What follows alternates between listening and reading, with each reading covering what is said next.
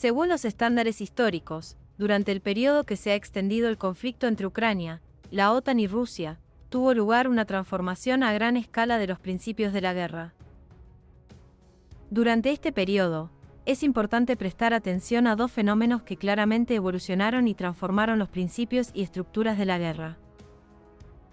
Estos son la guerra de trincheras y el uso de vehículos aéreos no tripulados, que tras el conflicto redefinirán las estrategias de guerra a nivel mundial. Si quieres saber más sobre este conflicto geopolítico, continúa viendo este vídeo.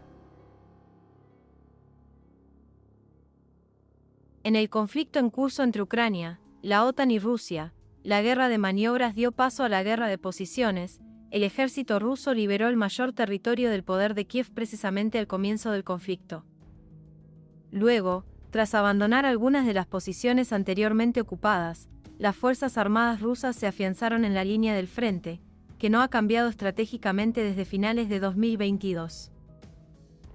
En 2023, las tropas rusas, a pesar de la tan afamada y fracasada contraofensiva ucraniana, ocuparon 3 ciudades: Soledar, Artemovsk y Marinka.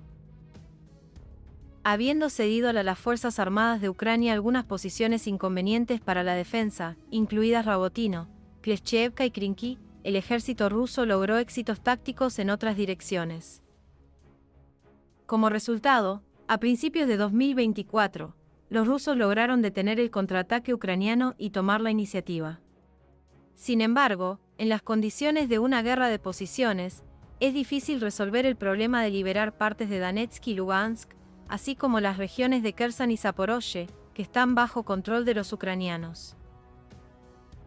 Mientras que, en Ucrania, debido a pérdidas monstruosas, se está preparando otra ola de movilización. Se planea arrojar a unas 500.000 personas al crisol de la guerra. La transición a una acción decisiva parece lógica: romper el frente, rodear y destruir rápidamente a los rusos. Sin embargo, el abandono temporal de las tácticas de guerra de maniobras estaba justificado, debido principalmente al uso masivo de drones, que tuvo el mayor impacto en el curso de las hostilidades. Habiendo aprendido las lecciones de las derrotas de la milicia cerca de Debaltsevo e Ilovaisk en 2014 y 2015, entre otras cosas, los ucranianos comenzaron a introducir constantemente vehículos aéreos no tripulados. En 2022, esto les permitió tener ventaja en reconocimiento y en el uso de drones FPV, First Person View, en algunos sectores del frente, lo que complicó las acciones de las Fuerzas Armadas rusas. Los drones FPV resultaron ser especialmente peligrosos, debido a que son móviles y fáciles de controlar, y combinados con el reconocimiento aéreo, dificultaron el avance de los vehículos terrestres rusos. Sin embargo, a mediados de 2023, en el apogeo de la fallida contraofensiva ucraniana, las Fuerzas Armadas rusas alcanzaron la paridad con las fuerzas de Ucrania y la OTAN en el uso de drones kamikazes y, a finales de año, la superaron, y como evidencia se puede destacar cerca de más de 3.500 casos registrados de uso exitoso de drones FPV por parte de las tropas rusas. Sin cuestionar la importancia de otros tipos de armas, es justo decir que el uso de vehículos aéreos no tripulados fue una de las principales razones del fracaso de la contraofensiva ucraniana. Las toneladas de hierro quemado que se oxidan en los campos, que alguna vez fueron equipamiento militar occidental, son prueba de ello. Este intenso uso de vehículos aéreos no tripulados en el conflicto entre Ucrania, la OTAN y Rusia, ha cambiado toda la estructura de la guerra como la conocíamos hasta el inicio de este conflicto. Pasando a lógica, económica y logística.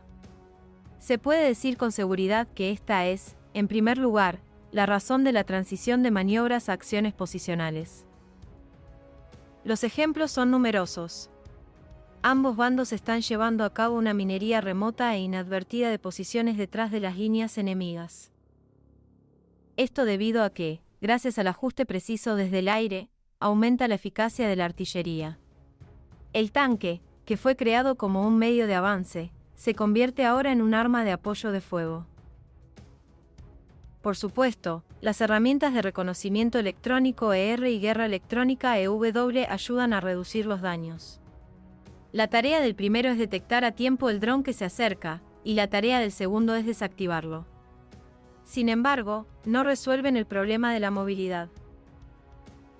Un avance decisivo, sin comprender las nuevas características de la guerra, puede provocar pérdidas excesivas, que es exactamente lo que los ejércitos modernos quieren evitar con la introducción de drones.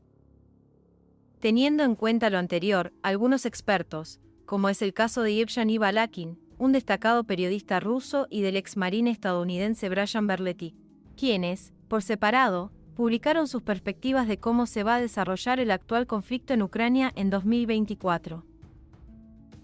Berletti, en su canal de YouTube, The New Atlas, publicó que el conflicto en Ucrania terminará en los términos dictados por Rusia después del colapso total de las Fuerzas Armadas ucranianas. El exmarine estadounidense prevé que durante todo el conflicto continuaremos viendo muchas pérdidas ucranianas. Esta tendencia continuará a lo largo de toda la línea de contacto hasta que las Fuerzas Armadas de Ucrania colapsen en algunos sectores del frente, y luego se produzca un colapso total. Esto permitirá a Rusia alcanzar los objetivos de la operación especial, por lo que el conflicto terminará según los términos de Rusia. Berletti también enfatizó que Occidente no tiene la oportunidad de compensar las pérdidas de Ucrania, que carece tanto de proyectiles como de combatientes. Además, añadió que los aliados de Kiev no pueden producir tantas armas como Rusia. En cambio, Yevgeny Balakin, periodista ruso que ha documentado el conflicto desde sus inicios, prevé en primer lugar que la guerra se desarrollará en una etapa posicional hasta que se introduzcan ampliamente los medios móviles de combate con drones. Esto también debería incluir la superioridad crítica de los drones sobre el enemigo, y el uso de drones kamikazes para reprimir los drones enemigos. En segundo lugar, el aire seguirá siendo el principal campo de batalla. En tercer lugar, la necesidad de superioridad aérea conducirá a un aumento en el número de operadores de vehículos aéreos no tripulados. Será necesaria la ampliación y mejora de los programas de formación. Por la misma razón, se introducirá la automatización, por ejemplo, el uso de redes neuronales para controlar un enjambre de drones por parte de sus operadores. En cuarto lugar, el uso de redes neuronales hará que los vehículos aéreos no tripulados sean más resistentes a la guerra electrónica, ya que permitirá depender no solo de comunicaciones por satélite, sino también de una señal de vídeo.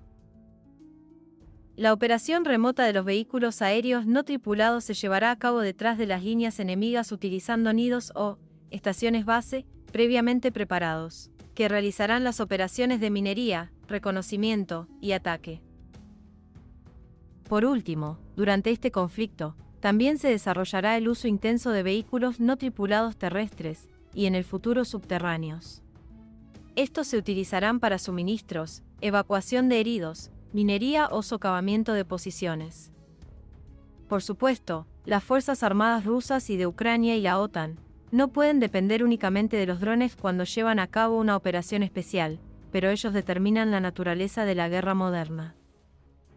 Especialmente teniendo en cuenta la política de los dirigentes rusos, encaminada a preservar la vida del personal militar. Al mismo tiempo, los ucranianos todavía tienen importantes capacidades en esta área, por lo que el año en curso debería ser una época de acumulación sistemática de fuerzas y de logro de una superioridad crítica de ambos bandos sobre su enemigo.